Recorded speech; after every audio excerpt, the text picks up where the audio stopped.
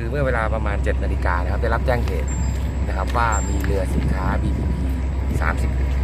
37เป็น34ได้ชนได้โดนกับเรือลากพ่วงจูงวอพรทิพย์นะครับก็ลักษณะของการเกิดเหตุก็คือเรือ BPP เนี่ยกำลังจะเทียบท่าเพื่อนำสินค้าขึ้นท่าบริเวณ18ก็เกิดเครื่องขัดข้องแล้วไปโดนกับเรือพ่วงจูงทำให้เรือพ่วงจูงจมลงนะครับเบื้องต้นนี่ก็ทางประกันภัยของทางเรือใหญ่เนี่ย BPP เนี่ยได้เข้ามาแล้วก็ยอมรับในการเสียค่าใช้จ่ายที่จะเกิดขึ้นในการกู้แล้วก็ทางเราก็ได้รับการประสานจากทางนายอำเภอและทางผู้ว่าราชการจังหวัดบูรณาการร่วมตำรวจน้ำแล้วก็ทางหน่วยงานที่เกี่ยวข้องหลายๆหน่วยงานนะครับเข้ามาดูแลกำกับดูแลซึ่งการจราจรณปัจจุบันนี้ไม่มีไม่กีดขวางการเดินเรือแต่อย่างไรนะครับส่วนสำหรับทุ่นไฟเนี่ยทางการท่าเรือเราได้ประสานไปทางการท่าเรือเพื่อจะมาติดทุ่นไฟเพื่อให้เห็นเด่นชัดในเวลากลางคืนนะครับในเบื้องต้นก็สาเหตุก็น่าจะเกิดจากเครื่องจักรเสียของเรือสินค้าเป็นเรือบรรทุกน้ำมันเป็นเรือบรรทุกน้ำมันขณะนี้ก็กำลังดิชาร์จอยู่ที่ท่า18ครับเรือโป๊ที่เขาบรรทุกสินค้าอะไรมาครับบรรทุกสินค้าเบื้องต้นเนี่ยน่าจะเป็นปูนลูกกับเซรามิกที่เป็นกระเบื้องนะครับสำหรับแวดล้อมเนี่ยเดี๋ยวทางชุดประดาน้ำของประกันภัยที่จะกู้เรือเนี่ยเข้ามาดูอีกครั้งครับในส่วนอุบัติเหตุในครั้งนี้จะมีผลกระทบอะไรกับลำน้ำเจ้าพระยาไหมครับคือณปัจจุบันเนี่ยเราก็ดูแล้วว่ามันไม่ได้กีดขวางการสัญจรของเรือสินค้าโดยทั่วไปนะครับเราก็ได้รับความร่วมมือแล้วก็ทางอำเภอเองทางทหารหรือทางตำรวจน้ำเองเนี่ยเดี๋ยวจะเฝ้ารอติดตั้งทุ่นไฟจนแล้วเสร็จ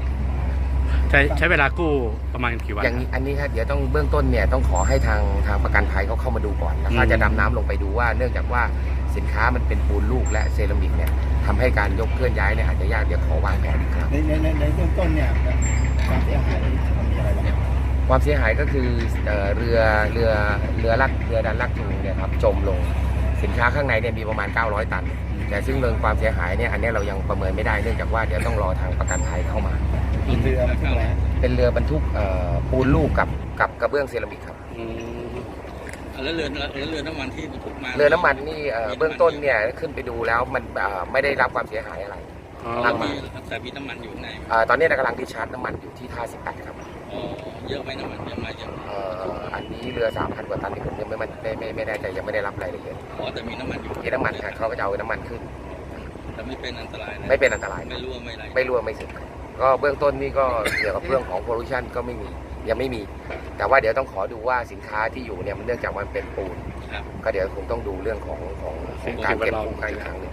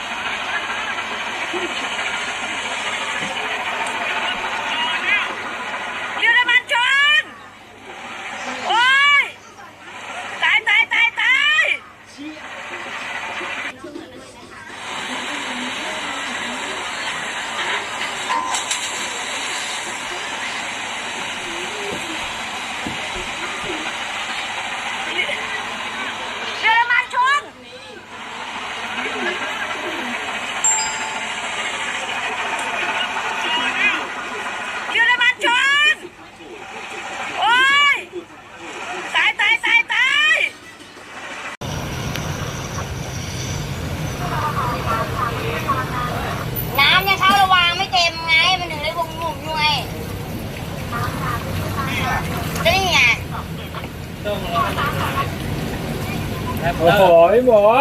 ติดผมด้วย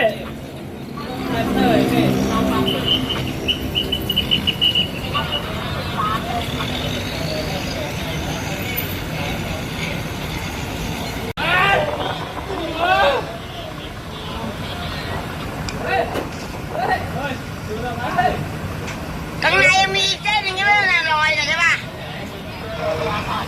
เอาตรงนี้ไหนตากเล่า